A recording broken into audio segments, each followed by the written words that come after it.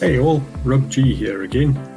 Today I thought I'd mix it up a little bit and talk to you about how to brew your own beer using the brew in a bag method. If you were anything like me, you might have thought that brewing beer from grains is going to be a very difficult task and may have never tried that because of that. Brew in a bag is a really easy method and it's almost like making tea, except the end result is of course way better.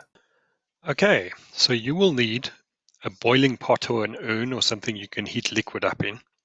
You're going to need a thermometer. You're going to need a fermenter, preferably one that has an airlock on it, as well as a tap. And then you're going to need a grain bag.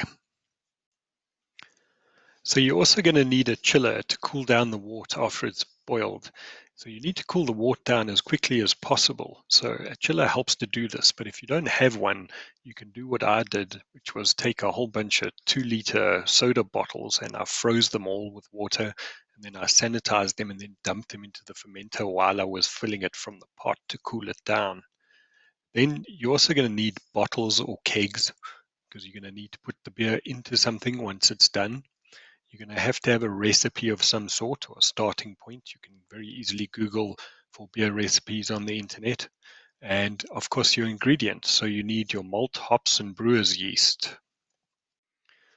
Okay, let's get started. So the first thing you want to do is you want to heat your water to about 70 degrees C. It's actually 68 degrees C. If you're making about 20 liters of beer, you'd probably put in about 15 to 16 liters of water into your pot, right?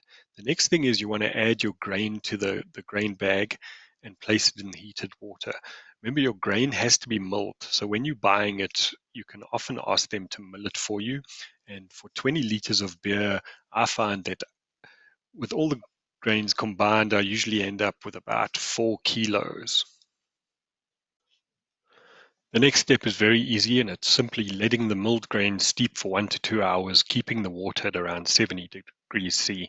This is where a temperature regulator is really handy. So if you use a temperature regulated urn or something, it works quite well. Okay, when you're getting close to the end of the 1 or 2 hours, start heating up about another 5 to 6 liters of water to about 80 degrees in a different pot. Okay, now you're going to want to remove the grain bag slowly, letting all the water drain out of the grains into the pot. Okay, once most of the water is drained out or you can't get any more water out of it, you're going to take the water that you heated up, that 5 liters of water or 6 liters of water that you heated up, and you're going to pour it slowly through the grains that are in the bag into the pot.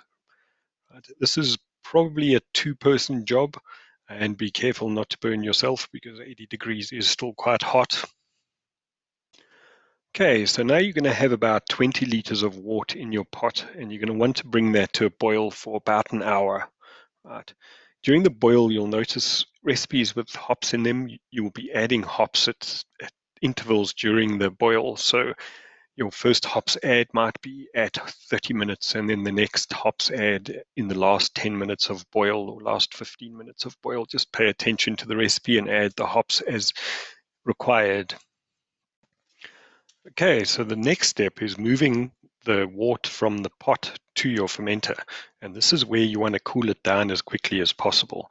So normally you would push it through a chiller, or like I did, I used 2-liter frozen soda bottles and put them in the fermenter and let it cool the wort down to about 20 to 25 degrees centigrade. Okay, now we're ready to add the yeast. So we just sprinkle that over the top of the wort and we seal our fermenter or bucket and we plug in our airlock or bubbler. The reason we need a bubbler or an airlock is once the beer starts fermenting, it starts producing gases. And if we don't have an airlock, what's going to happen is it will explode. Right. So what an airlock does is it allows air out of the fermenter, but it doesn't allow bacteria and dirt and rubbish to get back into the fermenter to infect the beer. We then leave our fermenter in a cool place around about 18 to 20 degrees for the next 2 weeks. Okay, so after about 2 weeks, your beer should be ready to bottle. Sometimes it'll be ready sooner, depending on the temperature. You know when it'll be ready, kind of when it'll stop bubbling, and then leave it for a couple of days and it should be ready to bottle. Another way to test is if you have a hydrometer, you can test the gravity each day, and if it doesn't change, it's ready to bottle, and it should be around about the 1.1 mark on the hydrometer. Okay, so when you're bottling, what you want to do is you want to add a teaspoon of sugar to each bottle, or a carbonation drop if you have them. Right? What this does is it gives it a little bit more extra fermentation in the bottle, and that carbonates the beer, so it's nice and fizzy when you open it. Best to leave this again for another 2 weeks. You can taste the beer now, but it's not going to be great. It's going to be flat. So we'll leave it for another 2 weeks to carbonate, and it gets better and better with age. Also at around about plus minus 18 degrees. And 2 weeks later, there you have it. Crack one open and enjoy your creation. Just a tip from my side and something to remember. After you've boiled your wort, everything needs to be sanitized after that point. Otherwise, you risk infecting your beer and destroying it. You're also going to hear 1,001 different ways of making beer and people telling you this is right or that is wrong. In my opinion, this is the way I do it. And as long as it turns out as a good tasting beer at the end of it, I'm happy. Thanks so much for listening.